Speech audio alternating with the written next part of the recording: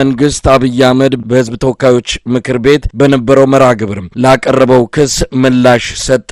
ከእውነት የራቀና ለጦርነት አጀንዳ ሰበብ ፍለጋ የቀረበ ክስ ብሎታል። የኤርትራ መንግስት የማስታወቂያ ሚኒስቴር አቶ የማነ ገብረ መስቀል ጦርነትን ለመፈለግ የቀረበ ክስ በማህበራዊ ሚዲያ መድረካቸው የገለጹት አብይ አህመድ በህዝብ ተወካዮች ምክር ቤት ቀርቦ ኤርትራን በተለያዩ ክሶች የወነጀለ ሲሆን በተለይም በትግራይ በነበረው ጦርነት የኤርትራ ወታደሮች ከተሞችን ሲያፈርሱ ሲያቃጥሉ ነበሩ ሲል መክሰሱ የሚታወስ ነው። አብይ አህመድ ከዚህ ቀደም ለኤርትራ መንግስትና ህዝብ ከፍተኛ ምስጋና በማቅረብ መቼም የማይረሳ ውለታ አለብን ሲል በተደጋጋሚ ምስክርነቱን መስጠቱ የሚታወስ ነው። በመጀመሪያ ወዳጅም ጠላትም ማወቅ ያለበት የኢትዮጵያ ህዝብና መንግስት የሀገር መከላከያ ሚኒስቴር ክህደት ተፈጽሞበት በገዛ ወገኖቹ ጥፋት ሲካሄድበት የኤርትራ ህዝብና መንግስት ወደሱ የሄዱትን ወታደሮች የያዘበት ወደ ፈለጉ እንዲሄዱ የደገፈበት መንገድ የሁል ጊዜም የኢትዮጵያ ውለታ ነው። ማንም አክቲቪስት ነው በተናገረው እንትን የሚበላሽ ጉዳይ አይደለም። የአብይ አህመድ ጀነራሎችም ባገኙት መድረክ ሁሉ ለኤርትራ መንግስትና ወታደሮች ያላቸውን አክብሮትና ምስጋና ያቀረቡ ሲሆን አብይ አህመድ ከቅርብ ጊዜ ወዲህ በወደብና በተለያዩ ምክንያቶች ከኤርትራ መንግስት ጋር የገባበትን ፍጥጫ ተከትሎ የኤርትራ መንግስትን በተለያዩ ወንጀሎች ክስ ያቀረበ ይገኛል። የኤርትራ መንግስት በሰጠው ምላሽ የአብይ አህመድ አገዛዝ ጦርነት ፍለጋ ላይ ነው ብሏል። በጉዳዩ ላይ የዘውትር ተሳታፊያችን አጭር መረጃ አለው። የኢትዮጵያ ህዝብ ተወካዮች ምክር ቤት 5ኛ ዓመት የሥራ ዘመን ላይ ጠቅላይ ሚኒስትሩ ለቀረበላቸው ጥያቄ መልስ ለመስጠት በምክር ቤቱ በተገኙበት ሰዓት በዋናነት ኤርትራን የሚከስ በርካታ ወንጀላዎችን አቅርበዋል። ከነዚህ ወንጀላዎች መካከል እንግዲህ ራሱ ጋብዞ ወደ ጦርነቱ ያስገባቸው እንደሆነና በርካታ ኤርትራውያን ወታደሮች ወደ ኢትዮጵያ ገብተው ፌደራል መንግስቱንና የክልል ኃይሎችን በመደገፍ በትግራይ በተደረገው ጦርነት ላይ ተሳትፎ እንደነበራቸውና በዚህ ተሳትፎ ኢትዮጵያን ከብተና እንዳዳኑ ከፍተኛ የሆነ ገዛ እንዳደረጉ የኢትዮጵያ መንግስትና የኢትዮጵያ ህዝብ የኤርትራ ህዝብና መንግስት የሰራውን ውለታ ታሪክ ሊረሳው እንደማይችል ሲገልጹ ከቆዩ በኋላ አሁን የኤርትራ ሰራዊት ከኋላ እየተከተለ አዲግራትን መድኃኒት ፋብሪካ ነቃቀለ፣ ያለመዳ ጨርቃ ጨርቅ ፋብሪካ ነቃቅሎ ወሰደ፣ እንዲሁም መቀሌ ስንደርስ ከተማው እንዳይገቡ አድርገን መቀሌ ለማዳን ከፍተኛ ጥረት አድርገናል ብሎ ከዚህ በፊት ከሚናገረው ንግግር እጅግ በጣም የተጣረሰና የተምታታ ሐሳብ ነው ሲገልጽ የነበረው። ከዚህ በፊት የመከላከያ ሰራዊት ጀነራሎች የኤርትራ ሰራዊት በትግራይ ክልል ባደረገው ጦርነት የኢትዮጵያን ህዝብና መንግስት አትርፏል፣ ኢትዮጵያንም ከብተና ታድጓል፣ ውለታቸውን በፍጹም አንረሳውም ሲሉ የነበሩትን ረስተው ዛሬ ደግሞ የኤርትራ መንግስት በኢትዮጵያ ውስጥ ጣልቃ በመግባት ከፍተኛ ውድመት እና ሽብር እንደፈጠረ፣ ዘረፋ እና ግድያ እንዳደረገ የኢትዮጵያ መንግስት በትግራይ ክልል በተደረገው ጦርነት ወቅት ምንም ኃጢአት እንዳልሰራና ከኋላ የኤርትራ ጦር እየተከተለ ሲያጠፋና ሲያወድም ሲዘርፍ እንደነበር ለመግለጽና ልክ እንደ ጲላጦስ የኢትዮጵያ መንግስት በትግራይ ክልል የተፈጸመው ወንጀል ጥፋት እንዳልሰራና ይባስ ብሎ የኤርትራ ጦር ትግራይ ውስጥ እንዳያጠፋ ከፍተኛ መከላከል አድርገናል በማለት የሰጡትን መግለጫ ተንተርሶ የኤርትራ የማስታወቂያ ሚኒስትር አቶ የማነ ገብረአብ የኢትዮጵያ ጠቅላይ ሚኒስትር አብይ አህመድ በህዝብ ተወካዮች ምክር ቤት ቀርበው የኤርትራ ጦር ሚና በተመለከተ የሰጡትን መግለጫ ከእውነት የራቀና ለጦርነት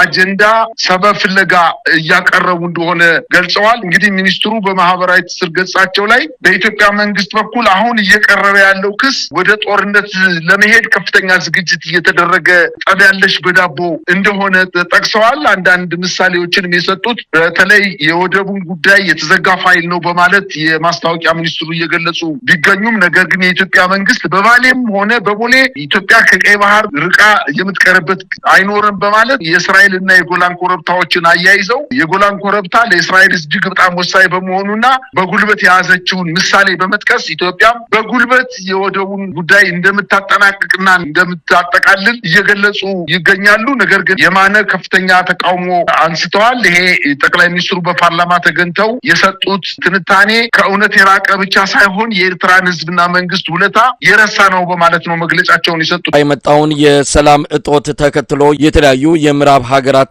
መንግስታት ዜጎቻቸው ወደ ኢትዮጵያ እንዳይጓዙ ማስጠንቀቂያ መስጠታቸውን ቀጥለዋል። በቅርቡ አሜሪካ፣ ካናዳ፣ እንግሊዝና የአውሮፓ ሀገራት ወደ ኢትዮጵያ የሚደረጉ ጉዞዎች ጥንቃቄ የተሞላባቸው፣ አንዳንዶቹ ሀገራት ደግሞ ዜጎቻቸው ወደዛ እንዳይጓዙ ማስጠንቀቂያ መስጠታቸው የሚታወስ ነው። የአውስትራሊያ መንግስት ዜጎቹ ወደ ትግራይ፣ አማራና ሌሎች የኢትዮጵያ ክልሎች እንዳይጓዙ በትላንትናው ዕለት ማስጠንቀቂያ ማውጣቱም ተሰምቷል።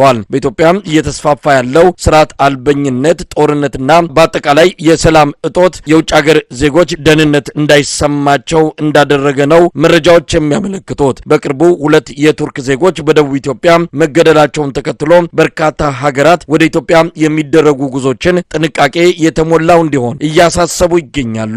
ይህ በእንዲህ እንዳለ በትግራይ ያለውን ውጥረት ተከትሎ የተስተጓጎለው የአውሮፕላን ጉዞ በርካታ የትግራይ ተወላጆችን በአውቶቡስ ወደ አዲስ አበባ እንዲጓዙ ያደረገ ሲሆን መሰረት ሚዲያ እንደዘገበው ከሆነ አብዛኞቹ ተጓዦች ወደ እስር ቤት ተወስደዋል። የአብይ አህመድ አገዛዝ በማንኛውም መንገድ ከትግራይ ወደ አዲስ አበባ የሚገቡ የትግራይ ተወላጆችን እያሰረ እንዳለ ነው መረጃው የሚያመለክተው። የዘውትር ተሳታፊያችን ተጨማሪ ዘገባ ይኖረዋል። የአውስትራሊያ መንግስት ዜጎቿ ወደ ትግራይ፣ አማራና ወደ ሌሎች የኢትዮጵያ ክልሎች እንዳይጓዙ የጉዞ ማስጠንቀቂያ ማውጣቱን አስታውቋል። ስማርት ትራቭለር የተባለ የጉዞ መረጃ የሚያወጣ ተቋም እንዳመለከተው ከሆነ የአውስትራሊያ መንግስት ዜጎቹ ወደ ትግራይ ክልል እንዳይጓዙ የጉዞ ማስጠንቀቂያ ማውጣቱን ታውቋል። በትግራይ ክልል ያለው የጸጥታ ሁኔታ ያለ ቅድመ ማስጠንቀቂያ በድንገት በማንኛውም ሰዓት ሊባባስ የሚችል በመሆኑ ወደ ክልሉ ከማንኛውም አይነት ጉዞ እንዲታቀቡ አስጠንቅቀዋል። ዜጎቹም በማንኛውም መንገድ ክልሉን ለቀው ይውጡ ሲል አስጠንቅቋል። ህዝባዊ ተቃውሞና ግጭቶች በሚከሰቱበት ወቅት በቤት ውስጥ እንዲቀመጡም ምክረ ሀሳብ አቅርቧል። ከትግራይ ክልል ውጭ ዜጎች ወደ አማራ ክልል፣ ቤንሻንጉል ክልል፣ ጋምቤላ ክልሎች እንዲሁም ከአማራና ከሶማሌ ጋር በሚያዋስኑ ሰሜናዊ የኦሮሚያ ግዛቶች ላይ ጉዞ እንዳይደረግ በማለት ማስጠንቀቂያ መስጠቱን አስታውቋል። ከኤርትራ፣ ከሱዳን፣ ከደቡብ ሱዳን፣ ከኬንያና ከሶማሊያ ወደሚያዋስኑ የኢትዮጵያ ድንበሮች ጉዞ በፍጹም እንዳያደርጉ ማሳሰቢያ መስጠቱን አስታውቋል። የትጥቅ ግጭቶች፣ የሽብርተኝነት ስጋት፣ የእገታና የሲቪል አለመረጋጋቶች እንዳሉ ጠቅሶ በእነዚህ አካባቢዎች ጉዞ እንዳይደረግ ዜጎቹ ምንም አይነት እንቅስቃሴ እንዳያደርጉ በማለት ማስጠንቀቂያ መስጠቱን ገልጿል። በአጠቃላይ ዜጎቹን ወደ ኢትዮጵያ ሊያደርጉት ያሰቡትን ጉዞ ካለ እንደገና እንዲያጤኑት በማለት ምክር ሀሳቡን አቅርቧል። ወደ ሶማሊያ ክልል ከኬንያና ከሶማሊያ አካባቢዎች በስተቀር ወደ ምስራቅ ሸዋ፣ ጉጂና ምዕራብ ጉጂ ዞኖች የሚደረጉ ጉዞዎች የጥንቃቄ ምድብ ውስጥ እንደተካተቱና በእነዚህ አካባቢዎች ጉዞ ሲያደርጉ ዜጎቹ ከፍተኛ ጥንቃቄ ማድረግ እንዳለባቸው፣ ከተቻለ ደግሞ በእነዚህ አካባቢዎች ጉዞ እንዳያደርጉ በማለት ምክር ሀሳቡን አቅርቧል። በመጨረሻም ወደ አዲስ አበባ፣ ድሬዳዋ፣ አፋር፣ ሐረር፣ ማዕከላዊ ኢትዮጵያና ደቡብ ምዕራብ ኢትዮጵያ ከፍተኛ ጥንቃቄ ያለበት ጉዞ እንዲያደርጉ በማለት አስታውቋል። በአጠቃላይ ኢትዮጵያን ካርታ በስፋት የቀይ ቀለም የተቀባባቸው በርካታ የኢትዮጵያ ክልሎችና ግዛቶች ላይ ከፍተኛ የሆነ አለመረጋጋት፣ ግጭቶች ስላሉና የሽብርተኝነት እንቅስቃሴም ስላለ በእነዚህ አካባቢዎች ምንም አይነት እንቅስቃሴ እንዳይደረግ በማለት ለዜጎቹ ማሳሰቢያ ሰጥቷልኝ። የቢጫ ቀለም ደግሞ በተወሰነ ደረጃ ማዕከላዊ የሀገሪቱ አካባቢዎች ላይ ዜጎቹ በጥንቃቄ አስፈላጊ ጉዞ ካልሆነ በስተቀር ምንም አይነት እንቅስቃሴ እንዳያደርጉ በማለት ማስጠንቀቂያ መስጠቱን ነው መረጃዎች እያመላከቱ የሚገኙት። እንግዲህ የአውስትራሊያ መንግስት ይህን ውሳኔ ያሳለፈው ከጥቂት ቀናት በፊት የእንግሊዝ መንግስት የጸጥታ ሁኔታው ማሽቆልቆሉን በመጥቀስ ለዜጎቹ ወደ ትግራይ፣ አማራ፣ ጋምቤላ፣ ኦሮሚያ እንዲሁም ሌሎችም የሀገሪቱ ድንበሮች አካባቢ እንዳይጓዙ ለዜጎች ማስጠንቀቂያ መስጠቱ ይታወቃል። ከዚህ በፊትም እንደሚታወቀው የካናዳ መንግስት፣ የአሜሪካ መንግስት እና የተለያዩ የአውሮፓ ሀገሮች በኢትዮጵያ በተከታታይ ጊዜ ለዜጎቻቸው ወደ ኢትዮጵያ ቢችሉ እንዳይጓዙ ከተቻሉ ደግሞ ከአዲስ አበባ እንዳይወጡ በማለት ማስጠንቀቂያዎችን እየሰጡ እንደሚገኙ ነው መረጃዎች የሚያመላክቱት። ሀገሪቱ በአሁኑ ሰዓት በግጭት እየተናጠች የምትገኝ ከፍተኛ ቀውስ ውስጥ የገባች ሀገር በመሆኗ የአውስትራሊያ፣ ካናዳን ጨምሮ የምዕራብ አውሮፓ ሀገሮች በኢትዮጵያ የሚደረገውን ጉዞ እንዲያጤኑት በማለት ማስጠንቀቂያ እየሰጡ እንደሚገኙ ነው መረጃዎች እያመላከቱ የሚገኙት። በሌላ በኩል ወደ ትግራይ የአውሮፕላን ጉዞ ከተቋረጠ በኋላ አዲስ አበባ የሚኖሩ የትግራይ ተወላጆች በዓልን ለማክበር ወደ ቤተሰቦቻቸው ወደ ትግራይ ክልል ከሄዱ በኋላ መመለሻ በማጣታቸው ምክንያት የየብስ ትራንስፖርትን ተጠቅመው ወደ አዲስ አበባ ሲመለሱ አዲስ አበባ ኑሯቸው እንደሆነ እንደሆነ እየታወቀ የአዲስ አበባ ከተማ የነዋሪዎች መታወቂያ የያዙ እንደሆነ እየታወቀ ነገር ግን አዲስ አበባ ከተማ መግቢያ በሮች ላይ አውቶቡሶችን በማስቆም አስወርደው ወዳልታወቀ ስፍራ በጅምላ እያፈሱ እየወሰዷቸው እንደሆነና ከፍተኛ በቀል እየተፈጸሙባቸው እንደሚገኝ በርካታ የትግራይ ተወላጆችም በትግራይ ክልል ጦርነት ይነሳል በማለት ከትግራይ ክልል እየወጡ ወደ አዲስ አበባ ከተማ እየመጡ ጦርነትን በመሸሽና አጠቃላይ በሀገሪቱ እየተፈጠረ ያለው ምስቅልቅል በመሸሽ ወደ አዲስ አበባ ከተማ በሚመጡበት ሰዓት ስማቸውንና መታወቂያቸውን በማየት በጅምላ እየታፈሱ ወዳልታወቀ ስፍራ እየተወሰዱ እንደሚገኙ ነው መረጃዎች እያመላከቱ የሚገኙት።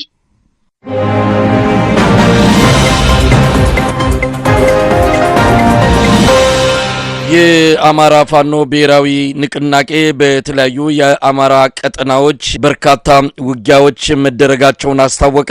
በወሎ፣ በሸዋ፣ በጎጃምና በጎንደር በተካሄዱ ውጊያዎች ከፍተኛ ኪሳራ የአገዛዙ ሰራዊት ማስተናገዱን ነው ከቀጠናዎቹ የደረሱን መረጃዎች የሚያመለክቱት።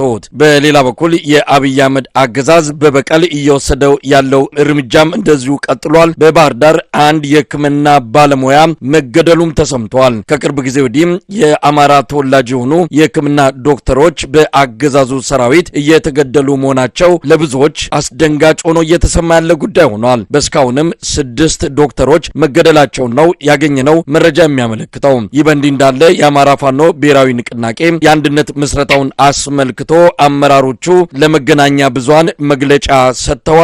የአማራ ፋኖ ብሔራዊ ንቅናቄ አመሰራረትና ቀጣይ አቅጣጫዎችን በተመለከተ የንቅናቄው አመራሮች በሰጡት መግለጫ አንድነቱ መጥቷል፣ የኢትዮጵያ ሕዝብ ከዚህ ትግል ጀርባ ሆኖ እንዲያግዝም ጥሪ አቅርበዋል። በወቅታዊው የፋኖ የተጋድሎ እንቅስቃሴ ዙሪያ የዘውትር ተሳታፊያችን የሰበሰባቸው መረጃዎች አሉ። ማዕከላዊ ጎንደር ዞን በጣቁሳ ወረዳ ጫንድባ ከተማ ላይ የአማራ ፋኖ ብሔራዊ ንቅናቄ ጎንደር ጠቅላይ ግዛት ህዝብ በፈጸመው ማጥቃት በአገዛዙ ጦር ላይ ጉዳት ያደረሰ ጥቃት በመፈጸም በጫንድባ ከተማ የነበረውን ወታደራዊ ምሽግ መቆጣጠራቸውን ተከትሎ የነበረውን የወታደራዊ ምሽግ ለቀው ከጨውድባ ወደ ጫንድባ የሸሸው የአገዛዙ ጦርን ተከትሎ በመምታት ሰራባ ወደ ተባለው በአይከል ከተማ የሚገኘው ወይም በጭልጋ ከተማ ዋና ከተማ አይከል ድንበር ድረስ ውጊያዎች ተስፋፍተው እንደቀጠሉና በተደረገው ውጊያም የአማራ ፋኖ ብሔራዊ ንቅናቄ ጎንደር ጠቅላይ ግዛት ህዝብ በርካታ የነፍስ ወከፍና የቡድን መሳሪያዎችን ከመማረኩ በተጨማሪ ወታደራዊ ምሽጎችን መቆጣጠሩን አስታውቋል። ይህን ተከትሎ በጣቁሳ ወረዳ የነበረው ውጊያ ወደ ጭልጋ ወረዳ ተዛምቶ ከፍተኛ የሆነ ድል መገኘቱን ነው መረጃዎች የሚያመላክቱት። በዚህ በተጨማሪ በምዕራብ ወሎ ቀጠና ወግዲ ወረዳ ውጊያ መደረጉ ታውቋል። ከደቡብ ወሎ ወደ ሰሜን ሸዋ ሲጓዝ በነበረ የአገዛዙ ጦር ላይ የፋኖ ኃይሎች በጎረንጂ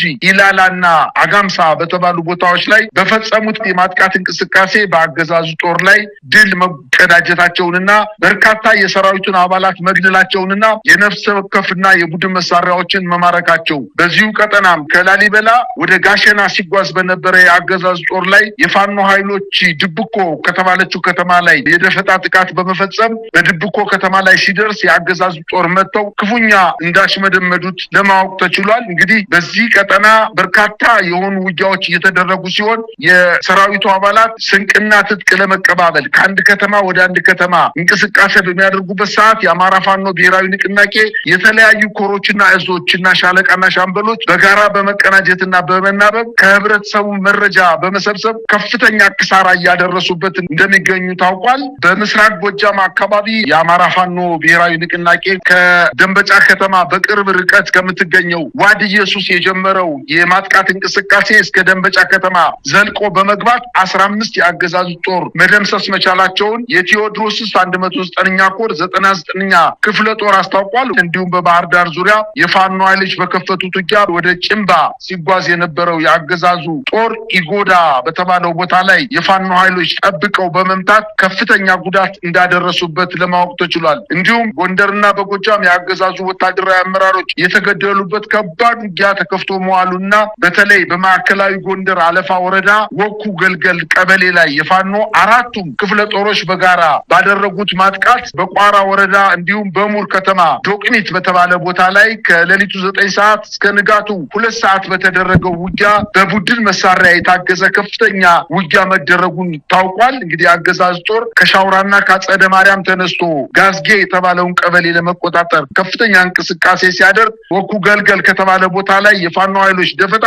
በመያዝና ከበባ በመፈጸም በርካታ ኃይሉን መደምሰስ በቻላቸውና በተደረገው ውጊያም 28 የአገዛዝ ጦር ሲደመሰስ 34 የአገዛዝ ጦር መቁሰላቸው ታውቋል። በዚሁ አካባቢ በምዕራብ አርማጮ ወረዳ በማሰሮ ደም ጃልሱማ ቀበሌ ሽመርበር በተባለ ቦታ ላይ የኮሩ ልዩ ዘመቻና የተከዜ ክፍለ ጦር በጋራ በወሰዱት ማጥቃት የአገዛዙ 92ኛ ክፍለ ጦርና 78ኛ ክፍለ ጦር ሬጅመንቶችና አንድ ሻለቃ የአድማ ብተና ኃይል 70 የሚሆኑ የሚኒሻ አባላት በጋራ የተሳተፉበት ውጊያ ቢደረግም በርካቶቹን በተለይ የሚኒሻ አባላቶቹ ሙሉ በሙሉ የተደመሰሱ ሲሆን 70 የሚኒሻ አባላት ከመከላከያ ፊት ቀድመው በመገኘታቸው ሲደመሰሱ 40ዎቹ መቁሰላቸውን መረጃዎች ያመለክታሉ።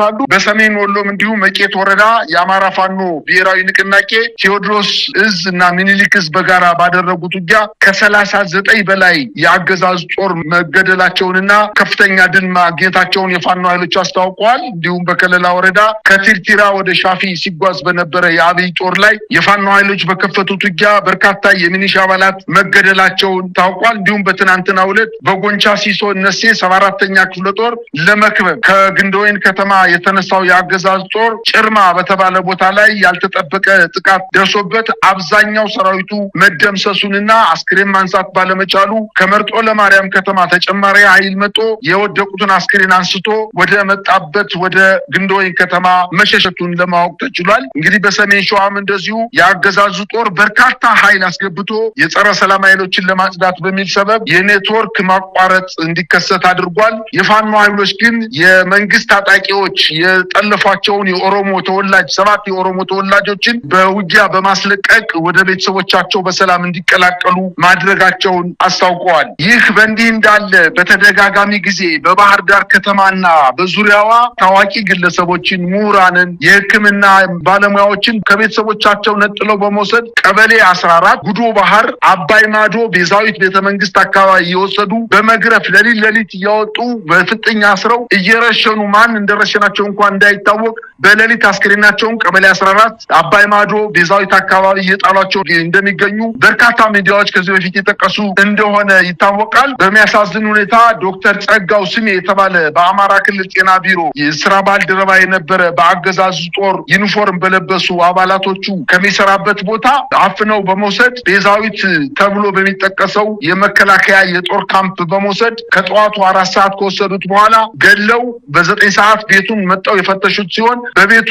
ፍተሻ ምንም ባለማግኘታቸው በቅርብ ጊዜ ያገባትን ሚስቱን ነይመጣሽ አስክሬንሽን ውሰጂ በማለት አስክሬኑ ለቤተሰብ አስረክቧል። ይሄ የጤና ባለሙያ ከዚህ በፊት ምንም አይነት ወንጀል ያልሰራ በህብረተሰቡ ዘንድ ከፍተኛ ተቀባይነት ያለው በስራው ታታሪ የነበረ መሆኑ እየታወቀ ነገር ግን ከስራ ቦታው አፍነው በመውሰድ ከፍተኛ ድብደባ ከፈጸሙበት በኋላ በጥይት ረሽነው ቤዛዊት ማርያም ላይ ጥለው ለቤተሰቦቻቸው አስክሬኑ እንዳስረከቡ መረጃዎች ያመለክታሉ። በርካታ የመንግስት ትልልቅ ባለሙያዎችን ባልታወቁ ኃይሎች እየተባለ ለፍጥኝ ታስረው በጥይት ተደብድበው እየተገደሉ እንደሚገኙና የህብረተሰቡን አንገት ለማስደፋት ሆን ተብሎ ታዋቂ ግለሰቦችን ተጽዕኖ ፈጣሪዎችንና ምሁራኖችን በመግደል የአማራን ህዝብ ለማንበርከክ ከፍተኛ ጥረት እየተደረገ እንደሆነ መረጃዎች የሚያመለክቱት ሆኖ በሚል መሪ ቃል እየተካሄደ ያለው የማህበራዊ ሚዲያ ዘመቻ ተጠናክሮ መቀጠሉ ታወቀ። በርካታ ኢትዮጵያውያን እየተቀላቀሉት እንደሆነም ለማወቅ ተችሏል። እየሞከርኩኝ ነው በሚል በኮሜዲያን ያሲኖ የተጀመረው ንቅናቄ የተለያዩ የህብረተሰብ ክፍሎች በራሳቸው መንገድና በራሳቸው መልእክት ዘመቻውን እየተቀላቀሉ ሲሆን አገዛዙም በሁኔታው ከፍተኛ ድንጋጤ ውስጥ እንደገባ መረጃዎች ያመለክታሉ። እንዲህ አይነቱን የማህበራዊ ሚዲያ ዘመቻ የሚያካሂዱ ሰዎች ተወካዮችን አድኖ ለመያዝ በአገዛዙ በኩል እየተመከረም እንዳለም ተሰምቷል። ይህ እየሞከርኩኝ ነው በሚል እየተስፋፋ የመጣው የኢትዮጵያንን የወቅቱን ድምጽ የሚወክለው ዘመቻ በዋናነት ከኑሮ ውድነት ጋር በተያዘ ህብረተሰቡ የገባበትን አጣብቂኝ የሚያመላክት እንደሆነ ተገልጿል። አንዳንድ የፖለቲካ ፓርቲዎች ይህንኑ እየሞከርኩኝ ነው የሚለውን ዘመቻ የተቀላቀሉ ሲሆን ኢዜማ የደረሰበትን የተቀባይነት እጦት ለማካካስ በሚል ይህን ዘመቻ መሪ ቃሉ አድርጎ እየተጠቀመበት እንዳለም ለማወቅ ተችሏል። በጉዳዩ ዙሪያ የዘውትር ተሳታፊያችን የህብረተሰቡን አስተያየትና ያነጋገራቸውን ሰዎች ምላሽ ይዞ አጭር ዘገባ ያቀርብልናል። መሳይ እናንተ ያያችሁ ያላችሁት የማህበራዊ ድረገጹን በሚዲያ ነው። ነገር ግን አዲስ አበባ ሌላ ወሬ የለም ማለት በሚያስችል ደረጃ ባሱም ሰማዩም ምድሩም የግል ታክሲውም ሆቴሎችም ስፖርት ቤቶችም በሙሉ እያወሩ ያሉት ይሄን ነው። እንግዲህ ኪነ ጥበብና ሚዲያ ለፖለቲካ ትግል ምን ያክል ከፍተኛ አስተዋጽኦ እንዳላቸው በአጭር ቃላት የተገለጸበት የኮሜዲያን ያሲኑ እየሞከርኩ ነው የሚለው አገላለጽ የኢትዮጵያን ህዝብ ብሶትና በደል ቁልጭ አድርጎ ያሳየ የኑሮ ጉስቁልናቸውን ቁልጭ አድርጎ የሚያሳይ እየሞከርኩ ነው በሚል ርዕስ በማህበራዊ ሚዲያ የተሰራጨው አጭር ቪዲዮ በበርካታ ኢትዮጵያውያን ዘንድ የመነጋገሪያ አጀንዳ ከሆነ የሁለተኛ ቀን አለፈው። እንግዲህ ብሶት የወለደው ከባድ መልእክት ያዘለ ንግግር መሆኑን በበርካታ ኢትዮጵያውያን ዘንድ ስምምነት ላይ ተደርሷል። ግን በዚህ ብቻ ያበቃል ወይ ነው በተለይ የአዲስ አበባ ከተማ ነዋሪዎች እየተናገሩ የሚገኙት። የራሳችንን ኑሮ በሌላ ሰው አንደበት ነው የሰማነው። እኛ እየሞከርን ነው ብለን ማብቃት የለብንም። ከእንግዲህ በኋላ በቃ ደክሞናል። ከእንግዲህ በኋላ ይህን ስርዓት መሸከም አንችልም። አቅቶናል፣ ደክሞናል። ይህን መንግስት ልንጥልበት የምንችልበትን አደረጃጀት መፍጠር አለብን በማለት እየተነጋገሩበት ይገኛሉ። እንግዲህ ችግርን የማያውቀው ሹመኛ በበዛበት ሀገር የዜጎችን መከራ እለት እለት እየጨመረበት በመምጣቱ ወገቡ የተሰበረው የኢትዮጵያ ህዝብ በዚህ ጊዜ እንደዚህ አይነት የህዝብን የኑሮ መከራ ቁልጭ አድርጎ የሚያሳይ ወጣት ሌሎችን አነሳስቶ ወደ በቃ አልቻልኩም ወደሚል ህዝባዊ አመጽ ሊሸጋገር እንደሚችልና አገዛዙ ይህንን ግለሰብ ምናልባት ማስተባበያ እንዲሰጥ ከፖለቲካ አንጻር አልተናገርኩም እንዲል ሊያስረው ሊያናዝዘው በሚዲያ ሊያቀርበው እንደሚችል ነው በርካታ የአዲስ አበባ ወጣቶች እየተናገሩ የሚገኙት። በጣም የሚገርመው ደግሞ የብልጽግናው የሳሎን ጌጥ የሆነው ኢዜማ ይህንን የህዝብ ብሶት ለምርጫ ቅስቀሳ ሊጠቀምበት እንደሆነና በተለይ ደግሞ እነ ገነት አራጌ የኢዜማ የፖለቲካ ከፍተኛ አመራር የነበሩት ደብዛቸው ከጠፋ 1 ዓመት የሞላቸው ሲሆን ለእነዚህ ሰዎች ምንም ትንፍሽ ያላለው ነገር ግን በአዲስ አበባ ከተማ ይሄንን ቃላት ተጠቅሞ የያሲኑን እየሞከርኩ ነው የሚለው መልእክት በምርጫ ድግስ ላይ ማማማቂያ ለማድረግ ራሱ ማህበራዊ ድረገጹን ተቀላቅሎታል። በኮሜዲያን ያሲን የተሰራው ማህበረሰባችንን ተጨማሪ ችግር ላይ ሳንጥል አማራጭ ለመሆን እየሞከርን ነው ብሎ ነው በመሪ ቃል ይሄንን ቪዲዮ የተቀላቀለው። በጣም የሚያሳዝን ነገር ነው እየተፈጸመ ያለው። ኢዜማ እንግዲህ በስድስተኛው ምርጫ ሙሉ በሙሉ ከተሸነፈ በኋላ የትኛውም ከተማ ላይ ህዝብን ሰብስቦ ባላናገረበት ጠቅላላ ጉባኤውን በአባላቶቹ ፍቃድና ሁንታ ሰጭነት ምርጫ ያልተካሄደበት ፓርቲ እንደሆነ እየታወቀ ምንም አይነት ህዝባዊ ስብሰባ፣ ሰላማዊ ሰልፍ፣ የፖለቲካ አማራጮችን ይዞ ያልቀረበና አብይ ያሻግረኛል ብሎ ከብልጽግና ፓርቲ ጋር ተጠግቶ የሚገኘው ኢዜማ አሁን ምርጫ በሚደርስበት ሰዓት የሰዎችን ሐሳብ እየወሰደ ትኩረት ለማግኘት ከፍተኛ ጥረት እያደረገ እንደሚገኝ ነው መረጃዎች እያመላከቱ የሚገኙት። ይሄ በማህበራዊ ድረገጽ የተለቀቀውና በበርካታ ኢትዮጵያውያን ዘንድ መነጋገሪያ የሆነው እየሞከርኩኝ ነው የሚለው እየተስፋፋ ያለ ቪዲዮና በብዙዎች ዘንድ ተቀባይነት ያገኘው ይሄ ቃል የብልጽግና መንግስት ብቻ ሳይሆን ከብልጽግና መንግስት ጋር ተጠግተው ድምጻቸው ሳይሰማ ምንጣፍ ሲጎትቱ የነበሩ እንደነ ኢዜማና እንደነ አብን ሌሎችም ከስርዓቱ ጉያ ውስጥ ተቀምጠው የዕለት ድርጎ እየተሰፈረላቸው የሚገኙ ስም ይዘው ምንም የፓርቲ ስራ የማይሰሩ የፖለቲካ ፓርቲዎችን ጨምሮ ለመጣል ከፍተኛ ድል እንደፈጠረና ወጣቶችም እየተስፋፋ ያለው ቪዲዮ በብልጽግና ፓርቲ ላይ ብቻ የመጣ ሳይሆን በእነዚህ በስሩ ላይ የስርዓቱን ምንጣፍ ጎታቸው የሆኑ የፖለቲካ ፓርቲዎችም ላይ ጭምር የተነሳ ማዕበል እንደሆነ እየታወቀ ኢዜማ ግን ይህንን ተጠቅሞ ተቀባይነትና ድጋፍ ለማግኘት እየተጠቀመበት እንደሚገኝና ይሄ ከፍተኛ ተቀባይነት ያለው ቪዲዮ በበርካታ ቋንቋዎች ተሰራጭቶ ተስፋፍቶ በአዲስ አበባ ብቻ ሳይሆን በክልሉ ከተሞች ላይም ከፍተኛ የሆነ የህዝብ አመጽ ሊቀሰቀስ እንደሚችልና ስርዓቱ በቃኝ ብሎ